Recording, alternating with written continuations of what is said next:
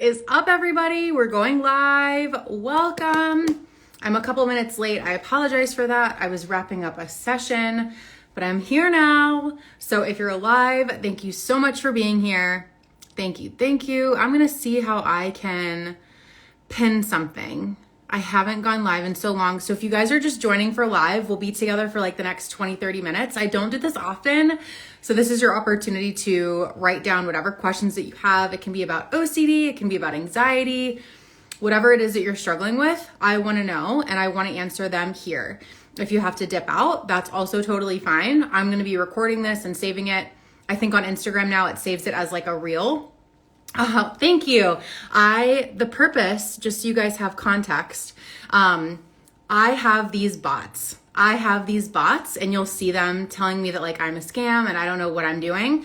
Instagram is trying to help me get rid of them, but they need screenshots. So that's why I actually did this live today.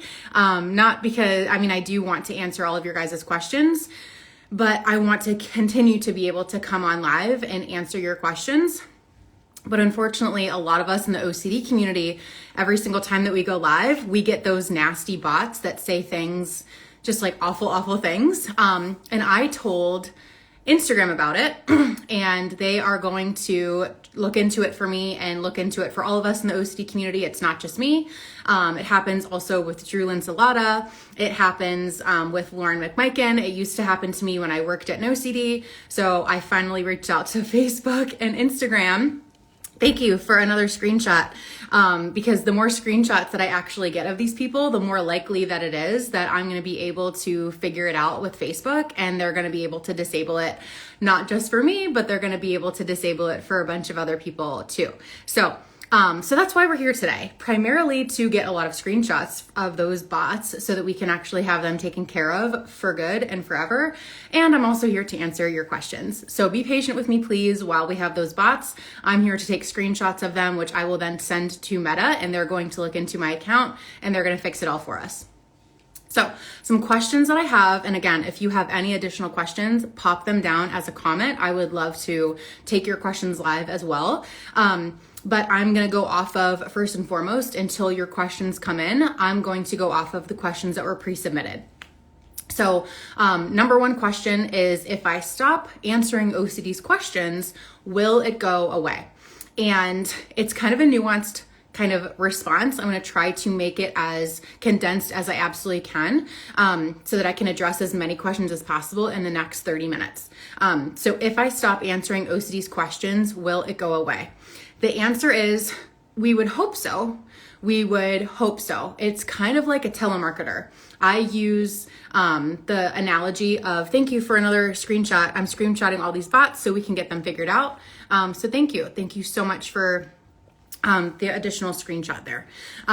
So I think of OCD a lot, and anxiety in general, intrusive thoughts, scary thoughts, all that stuff. I think about it as a telemarketer. And so the idea, right, is that if you kind of continue to get these questions or these phone calls from a telemarketer, ideally you want them to go away. They're really obnoxious. We don't want to continue to have those phone calls. They're bothersome. They come in like at the worst times possible. Will they go away? If we stop answering them, that is the best way of trying to get the telemarketer to stop harassing us, right? If we allow them to be there, that's going to be, if we just allow them to continue answering and continue calling, that's going to be the best way that we can, from our angle, handle these telemarketers.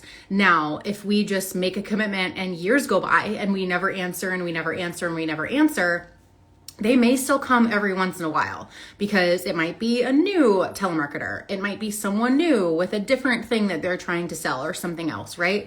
But we have to stay consistent in not answering those calls so that, it doesn't call, they don't call us and we don't suddenly pick up the phone.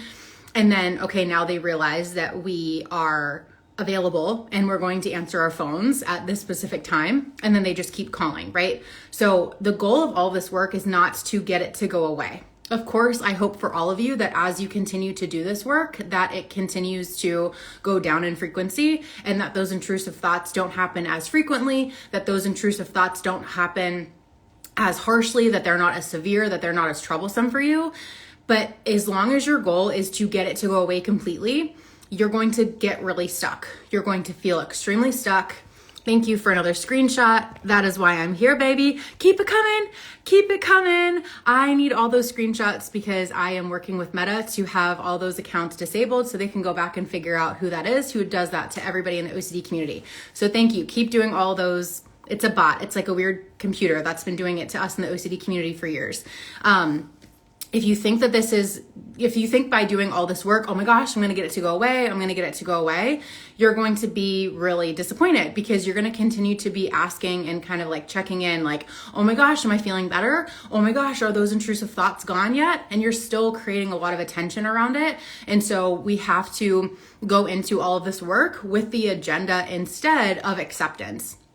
And acceptance doesn't mean that you have to like it. Acceptance doesn't mean that you have to like look forward to it and you have to just roll over and surrender. Acceptance, on the other hand, is kind of like if it started raining right now. My son and I, we have a birthday party that we're going to later today. He's super looking forward to it. He didn't get to say bye to his friends at the end of kindergarten because he was really sick.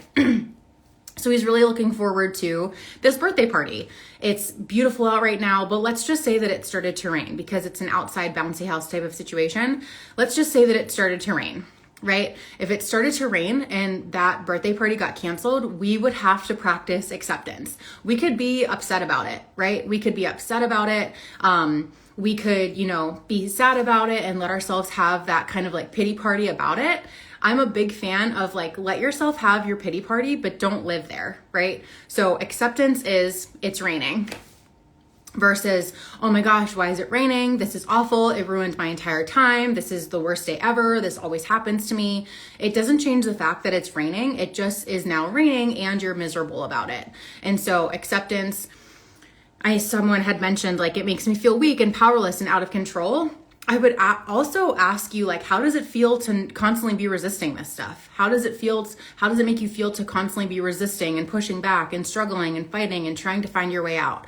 That feels to me like that's weak and like you're out of control, right? Because every time that you probably do feel like you get an inch ahead, you probably are knocked down several pegs soon later, right? Or soon after, because you're just like, it's another intrusive thought or it's another OCD theme, right? So at some point, you need to try something different instead of continuing to try the same thing over and over and over again. So to answer the question really briefly and really concisely, I hope that they go away. They're not going to go away completely because having intrusive thoughts, having scary thoughts, having anxiety, that's just part of human nature. That's just part of our brains being very complex and having kind of this complex machinery to it. So they're not going to go away completely. That doesn't mean that you're never going to recover. Having the anxiety and having the intrusive thoughts, that's not the problem. What is the problem is the disordered relationship that you have with those things. It's the struggle. It's the resistance. It's the fight. It's the trying to figure everything out. It's all of that stuff that is the problem. Next question. Does emotion regulation help with the thoughts? So emotion regulation would refer to things probably along the lines of like dialectical behavioral therapy. Some emotion regulation strategies that you might use under like DBT or dialectical behavioral therapy would be things like mindfulness, things like opposite action, other emotion regulation things that I'm not as familiar with because that's not necessarily what I help people with, would be things like I know for high intense emotions outside of anxiety, like when you're doing dialectical behavioral therapy, you might be instructed to say like use an ice pack or like dunk your head in water. I don't teach my clients any of that stuff. Meaning like I don't teach them, I'm trying to take a seat so I can be more comfortable. I don't teach my clients like ice baths. I don't teach my clients ice packs. I always laugh with people, back in the old residential facility that I used to work in, they used to, anytime that a resident or a client actually had an ice pack, a huge like announcement or email would go out from the clinical officer at the time who kind of like managed everything. And they would essentially ask like, hey, so-and-so, like, why does Jennifer have an ice pack? Like the COO just wanted to confirm that that person was not using it to calm down from anxiety. So they wanted to essentially ensure that this person got the ice pack because of an injury or because they had a headache or because they needed it for nursing purposes, not that they were using it for anxiety. That's really contraindicated. And that's like a no-no for me, because I want to teach you guys skills that are portable. I want to teach you guys skills that you can use when you're naked, alone, and in the desert is what I've always been taught. And when you are using skills to manage your anxiety, like putting your face in ice water and taking an ice bath and listening to music and all that stuff, when you're relying on those things, they're not portable. When you're anxious, yeah, I'm reporting you. So yes. So I'm doing this live. If you're jumping on, everyone in the OCD community gets these bots. It has been happening to us for years. And so I finally asked Meta if they could look into my account and if they could look into these people. And they said they couldn't do anything until they had screenshots. So I'm live, yes, to answer all of your questions, but mostly to get screenshots of those bots. So I'm coming for you. So emotion regulation, they go hand in hand. I really think that emotion regulation is important for OCD work, but it's not the OCD work. Emotion regulation is going to help you be able to manage really high intense emotions, things like mindfulness. You need mindfulness in order to get through this work, right? Like in order to, be mindful in the moment and be aware that you're having an urge to do a compulsion, and then be mindful of your values so that you don't actually give into those compulsions. It's really, really important to have emotion regulation, but it's not the work. It will help you do the work, but it's not the work.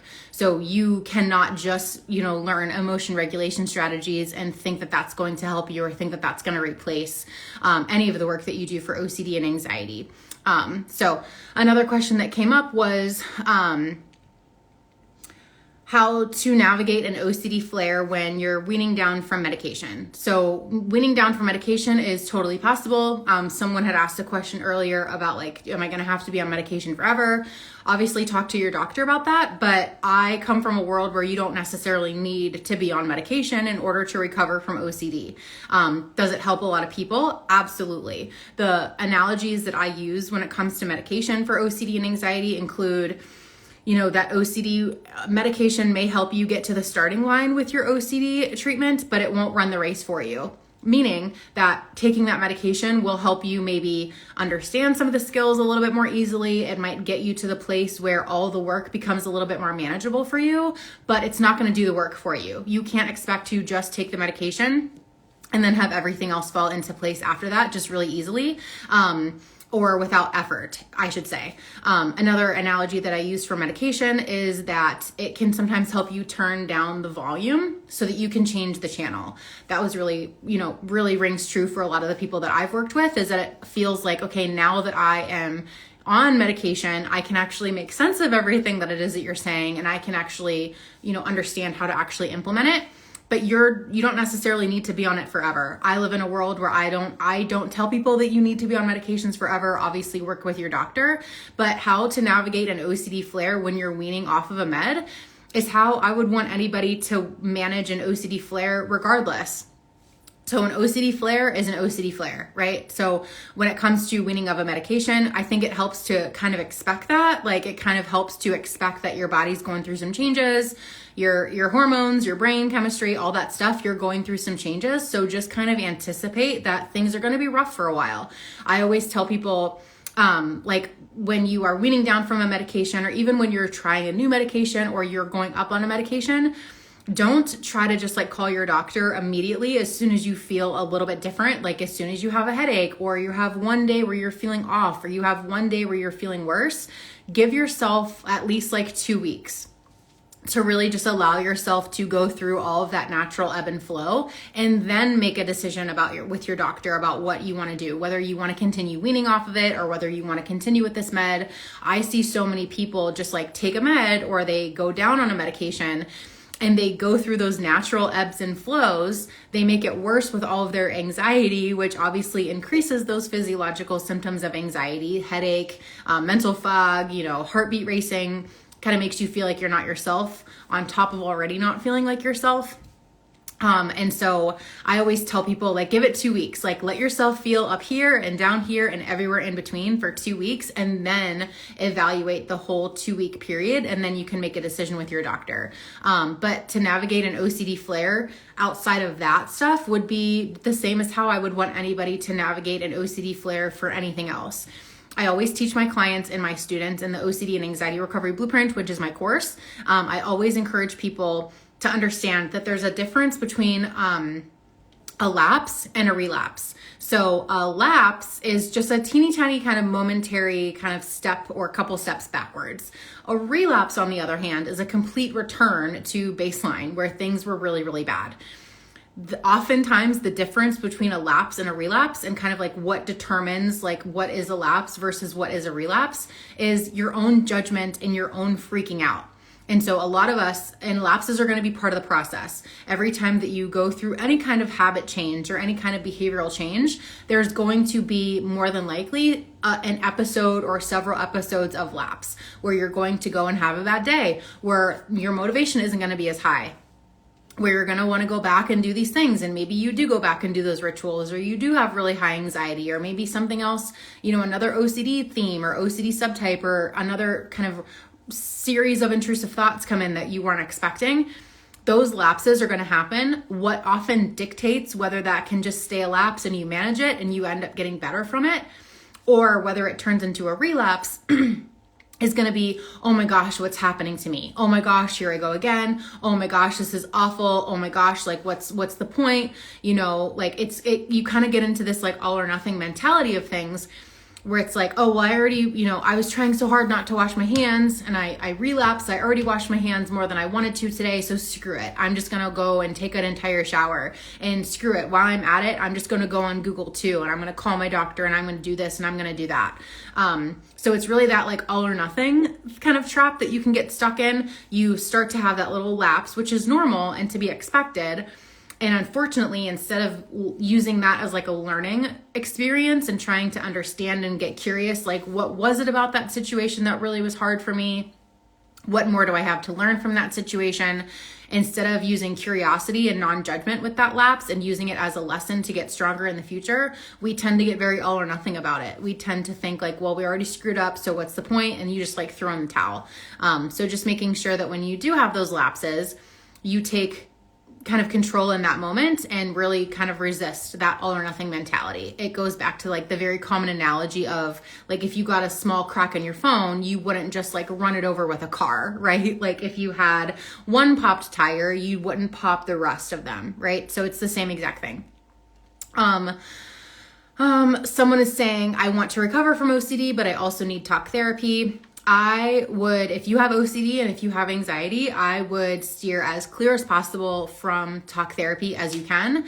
Not only can it be not helpful, but talk therapy can also be very detrimental. So especially when you have OCD and anxiety, it can end up, thank you, I'm taking a screenshot of that. Every single time you take a screenshot, every time you say that, it's like so helpful, because the more information they have, the more information Meta has for me getting those screenshots, they're gonna try to get rid of them. So awesome. So if you have OCD or anxiety, you have to understand that it's not just kind of not helpful to have talk therapy. Like it won't just necessarily stall you. Like that's kind of the best case scenario, is that it will just stall you and you'll continue to kind of like waste money and waste time, but that it can also be very detrimental. It can essentially be very ritualistic for you to continue to be getting talk therapy when you have OCD, because a lot of times in OCD, what we do as rituals are like verbal ruminating. Like we can kind of ruminate in our heads, but we can also do that very verbally as well. And sometimes that talk therapy is just continuing to talk about the problem, and you just continue to talk about the problem. And of course, at first it feels helpful. Of course, at first it feels like very cathartic and you kind of get it out there. But to just continue to talk about that problem and process it again and again is overly focusing on the problem. It's not actually focusing on the solution. Some other things that you might be doing ritualistically in talk therapy, and you and your therapist might not know it, is you could be getting reassurance, right? So reassurance is a really big ritual when it comes to OCD and a big safety behavior with anxiety. You could knowingly or not knowingly, you could be getting a lot of reassurance in your talk therapy sessions. And so I would get really real and honest with yourself. Like, what is it that makes me feel like I need talk therapy? Is it that you want talk therapy, or is it that you feel like you actually need it and that a doctor who actually understands these conditions is actually prescribing that?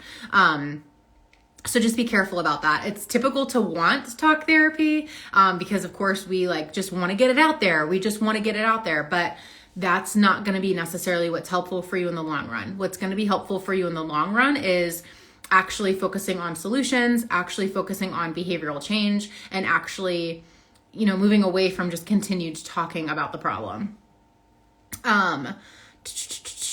What are some good strategies for when you feel guilt over having taboo thoughts? So taboo thoughts are going to be, they're so much more frequent and so much more common than you'd think. We just don't talk about them, right? So the fact that so many people struggle with taboo thoughts, but then they will often tell me I've never heard anybody talk about this before. I've never seen anybody talk about this before.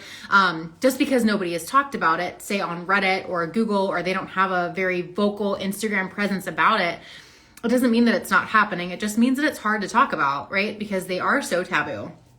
And so something there I want you to understand is that one, OCD has nothing to do with the content. If anything, OCD has everything to do with what it is that you value. And that's why it's so troublesome to you. So if you are having taboo thoughts about animals, for instance, you, OCD brain, is thinking that means that you're terrible and you want to do those things to animals. But me, knowing differently, knowing that OCD attacks what it is that you value, and clearly you're so distressed by these thoughts, that tells me that you must be really a huge animal lover, and you must have a huge heart, because it has everything to do with what it is that you value. And so when you are having guilt over taboo thoughts too, I want you to again remind yourself that it has nothing to do with the content. So OCD is the doubt disorder. OCD is about doubt. It is about uncertainty. It is, as John Hirschfield has said before, it is a glitch in the good enough system. And so it's nothing more than that. We sit with uncertainty in all kinds of ways every single day. We just don't pay attention to it because it doesn't bother us that much. So for instance, I had to use a new medication on my skin for something. And I saw in the instructions that it said that you should test it on your skin first before you put it all over. And I realized I didn't do that. I'm going to put it all over where I need to put it, and I'm not going to patch test it first. And I was laughing to myself later. I totally was sitting with uncertainty in that situation. I could have been really allergic to that medication. That medication could have had an adverse effect, but I just am here just putting it on my body, not patch testing it first. But we would never stop to think about that and acknowledge oh yeah, I'm sitting with uncertainty in that situation, because it doesn't necessarily interfere with your values. Where you are having a hard time sitting with uncertainty is where it conflicts with your values. That's why OCD sucks. That's why you're having a hard time in the first place, because this does conflict with your values so much that you feel like you can't let it go, that you feel like you can't just not answer those questions. And so for me, you're having taboo thoughts. Well, that just probably means that you're actually a really awesome person, because that's what's so off the grid for you. That's just what's so not acceptable to you. The last thing that I will say about that is self-compassion. You would never probably judge anybody else out there, whether it was a friend or your child or a loved one or anybody else here. You would never judge anybody else who has the same taboo thoughts that you do. And so you have a responsibility to yourself to give yourself that same level of compassion. You're never going to be able to champion through the rest of this work unless you can give yourself the bare minimum, which is talking to yourself and speaking to yourself the same way that you would speak to a loved one. This work it's work, and it takes a lot of effort at first. Eventually it doesn't seem like effort because it's just a lifestyle, but you're never going to be able to maintain that work and you're never going to be able to warrior through all of this if you can't give yourself the bare minimum. Thank you. I needed another screenshot. They said the more screenshots that I gave them, the more helpful that it would be. So thank you. I so appreciate these screenshots. So you have to do the bare minimum work, which is to simply just give yourself the same compassion and like the same leniency, the same support that you would give a loved one. I think it's a little bit more impactful when you have like a little sibling or someone who you're taking care of. For me, whenever I'm being really hard on myself, something that I will often like jump right back into, like that will bring me back to reality really quick, is asking myself like, well, what would I tell Eli in this situation? Eli is my 6-year-old son. And so whenever I'm like hard on myself or, you know, just like judging myself or I feel guilty over something, I always will ask myself, like, what would I tell Eli? Like, what would I want Eli to tell himself? What would I tell Eli? Like, what would I hope for Eli in this situation? And that really brings me back to reality really, really quickly, because I know immediately that I would never want him to speak to himself the way that I speak to myself. I know immediately that I would never speak to him the way that I speak to myself sometimes. And so, you know, in order to be in this for the long haul, in order to be in this for the long game, which we all are, I know you all are, you have to do the bare minimum, which is checking yourself, right? And you might have to do that several times until it becomes second nature to you. Ask yourself, you know, how would I want a friend? How would I talk to a friend? Like, whether you do have a child, if you do have someone who you take care of, I think it can be a little bit more impactful. How would I show up for them? How would I want them to talk to themselves? And I have to do the bare minimum and do the same for myself. So it is time, you guys. This will be recorded. I'm also going to be doing one at some point next week, so I will keep you posted there too. But feel free to let us know if you have any questions. You can DM us and let us know. And if we don't answer them, then we can at least kind of direct you to something that will be helpful. I do want to let you know, we got a lot of questions about mental compulsions, but I'm going to be answering them all in a lot more detail than I can here in my upcoming free event. It is a live 90-minute long event. It's called Stop the Spiral. We're going to be talking all about mental compulsions, rumination, worry, and all that stuff. It's taking place on June 21st, but if you can't make it live, I still want you to sign up, because we're going to be able to do a replay for it for a limited time. So hang out with us on that free event. You can click here, you can comment the word spiral, you can DM me the word spiral, or it's actually in the link in my bio. So any of those options are great ways for you to get access to that sales page. So it's not a sales page, it's a totally free event. So nothing to lose by going ahead and signing up. You'll get all the information there. But again, that's an upcoming free event on June 21st. It's a Friday. I think we start at 1 p.m. Central Standard Time. So around this time.